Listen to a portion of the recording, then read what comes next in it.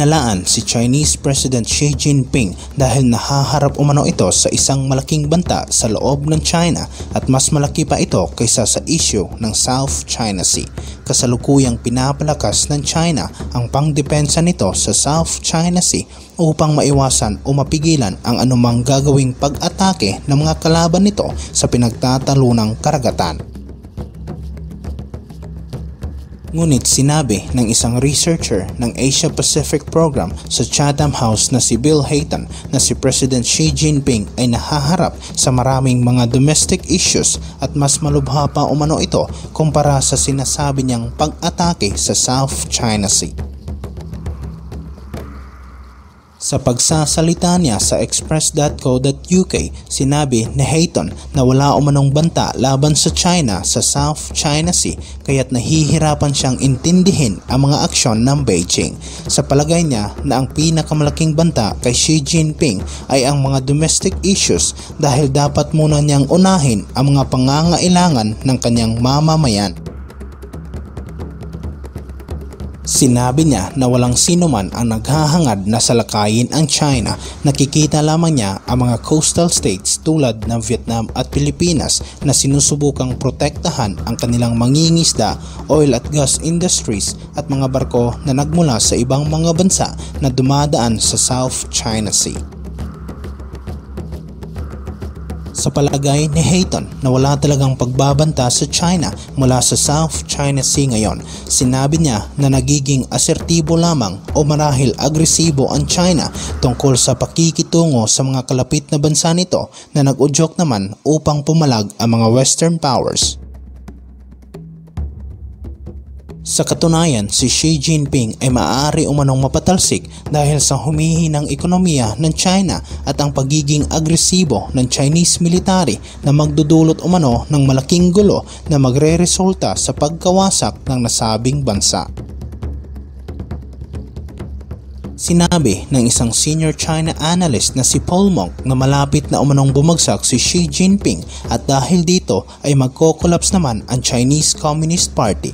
Sa pagsasalita sa Sky News Australia, inihayag ni Monk na ang ekonomiya ng China ay mas mahina kaysa sa inaasahan sa kabila ng kaliwat kanan na proyekto ng Chinese government para sa kanilang bansa. Sinabi din ng nangungunang author at eksperto ng Chinese military ay mas mahina tulad ng hinihinala ng karamihan at maaaring mahaharap ito sa isang malaking hamon kung ipagpapatuloy ng PLA ang pinaplano nitong pagsalakay sa Taiwan. Minarkahan ni President Xi Jinping ang sentenaryo ng Communist Party ng China noong mga nakaraang linggo. Sa isang mensahe sa mga kalaban nito, binalaan ni Xi Jinping ang mga foreign powers na huwag nilang subukan na apihin o impluwensyahan ang kanyang bansa. Ngunit sinabi ni Monk na ang mga ginagawang mapanganib na hakbang ng China ay posible umunong maging dahilan upang ito ay mag-collapse. Nagbabala siya na ang Chinese Communist model na pamamalakad ay hindi na nauuso sa henerasyong ito.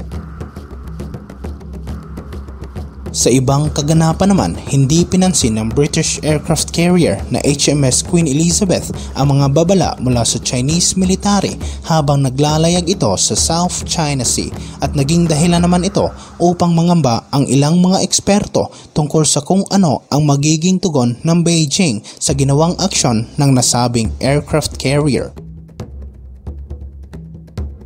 Ang isa sa mga pinaka-advanced na flagship aircraft carrier ng United Kingdom, ang HMS Queen Elizabeth ay naglayag sa pinagtatalunang maritime region na hindi alintana ang mga pagbabanta mula sa China. Nagbigay ng pahayag ang Chinese defense spokesman na si Tan Keifei tungkol sa pagdaan ng mga naval ships ng Britain at sinabi niya sa South China Morning Post na the Chinese side believes that the South China Sea should not become a sea of great power rivalry dominated by weapons and warships. Sinabi rin niya na ang tunay na source ng militarisasyon sa South China Sea ay nagmula sa mga dayuhan na bansa na labas sa rehiyon dahil nagdi-deploy umano ang mga ito ng mga warships kahit ilang libong milya pa ang layo mula sa kanilang bansa upang ipakita lamang ang kanilang military power. Idinagdag niya na ang Chinese military ay handang magsagawa ng mga kinakailangang hakbang upang mapangalagaan ang soberanya, seguridad at interes nito sa rehiyon. Ang HMS Queen Elizabeth ay nangunguna sa isang carrier strike group at pumasok ito sa South China Sea region na kung saan ay inaangkin ng China ang halos buong pinagtatalunang karagatan batay sa sinasabi nitong 9-dash line. Ang 9-dash line maritime claim ng China ay sumasaklaw sa halos buong South China Sea. Ang teritoryong ito ay may sukat na 1.3 million square miles at tinulgsa ng Beijing ang presensya ng mga foreign warships sa nasabing lugar at sinabi rin nito na sila ang dahilan kung bakit mataas ngayon ang tensyon sa rehiyon. Ang 9-dash line ng China ay umaabot ng 2,000 kilometro patimog mula sa mainland, ngunit ang isang makasaysayang desisyon noong 2016 mula sa isang international tribunal sa The Hague ang nagpasya laban sa mga maritime claims ng China sa South China Sea.